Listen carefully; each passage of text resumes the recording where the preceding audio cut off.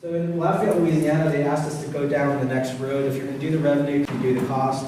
The mayor of Lafayette, Louisiana people are really funny, particularly the Cajuns. This is heart of Cajun country.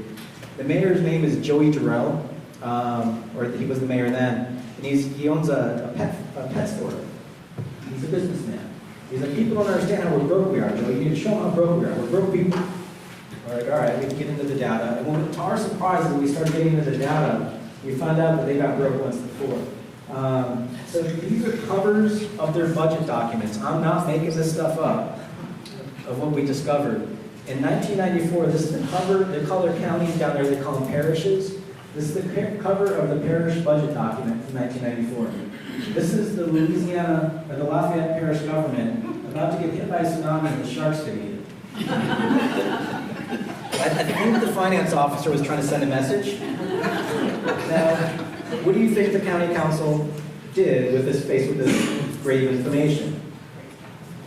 Kick that can down the road. The next year, undeterred, the finance officer put this on the budget document. Hey, we're screwed.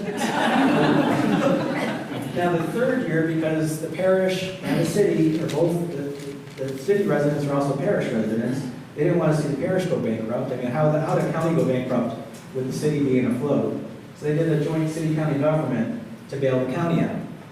And so here we are 20 years later, and we asked them, we said, what did you do to change your behavior in the 20 years, to change the way that you grew when you were already going bankrupt with that system? What did you do to change other than fire the artists from the first 2 years and go to Microsoft Clipart? Like, what did you do? Did you do anything to change things? So we did their model. This is their tax model. This is the productivity of their downtown. This is some new urbanism over here. You can see the purples. And they generally spread into the swamp, south and west. So just measuring something like pavement. You all own pavement. Every municipality and every county owns pavement, not the counties of North Carolina, but here you do. So measuring the pavement, taking all the roads and shoving them together, that's essentially a parking lot. It's a parking lot the size of 6.5 square miles. It will span from Long Island to Manhattan to New Jersey. They have to replace that every 45 years. It needs to be tore up, rebuilt. When you buy a road, when you get a road from a developer, it's a rebuild that you have to have for your grandkids, or your kids basically. It's about 12 times the size of the French Quarter. So 13% of that system is in these things, these cul-de-sacs. I call them publicly funded driveways. Like, this guy even treats it like a driveway.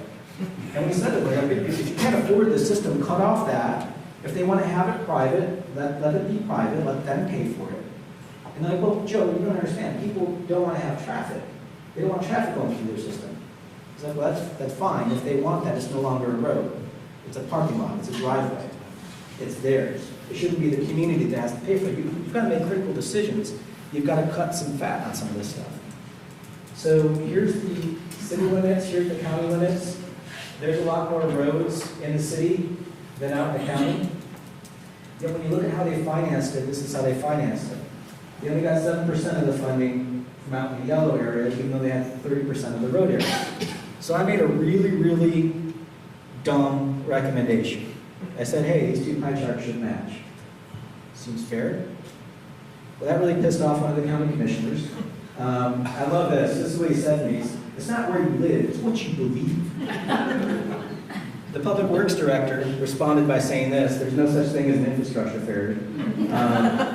So we had to Photoshop Kevin in on that one. By the way, he literally called himself the world's greatest public works director. I mean, their roads fall apart every 45 years. They have these crises where they have to go out and patch roads all the time because they don't have a proper rebuild schedule. We were talking about this with the finance director before the show. This is the flaw in your financial models that every American city's got. They don't consider roads liabilities. They consider them assets. So let me ask you all a question. Can you pick your roads up and sell them to Chattanooga? No. That's a liability. So in real estate development, when we build a building or fix a building, we put an air conditioner on top of it. We build a replacement reserve into the cost model of fixing that air conditioner 20 years from now, or 12 years from now. You have to build that into the model. Cities don't do that. So cities go broke by not looking at their streets. So if you did do that, this is what it would look like. In 1960 to 2015, so we stopped building any roads. This is the reserve account that they should have for all the streets that they've built. This is the actual revenue in blue. So not building any more roads and just going out in the future, this is what that model looks like.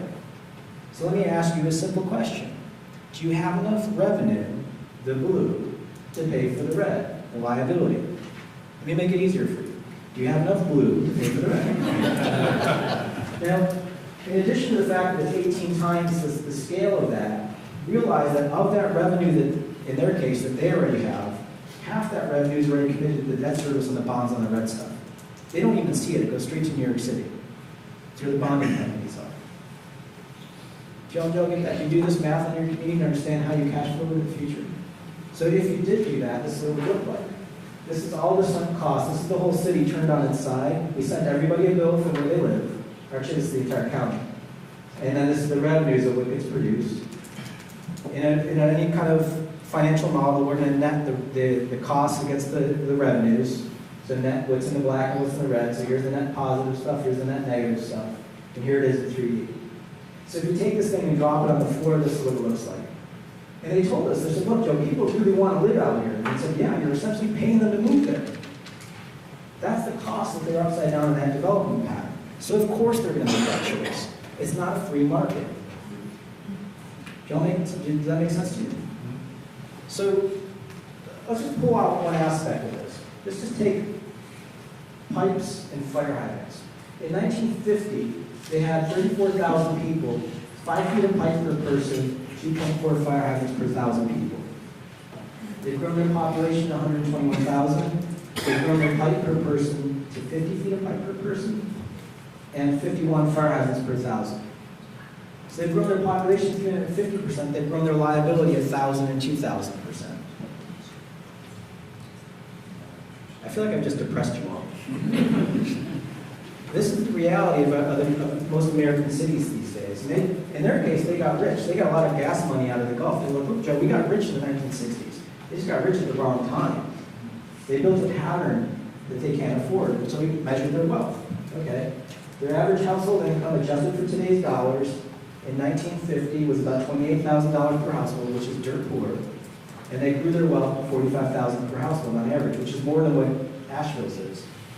But still, that's only 160% growth in wealth. It's 1,000 and 2,000% growth in liability.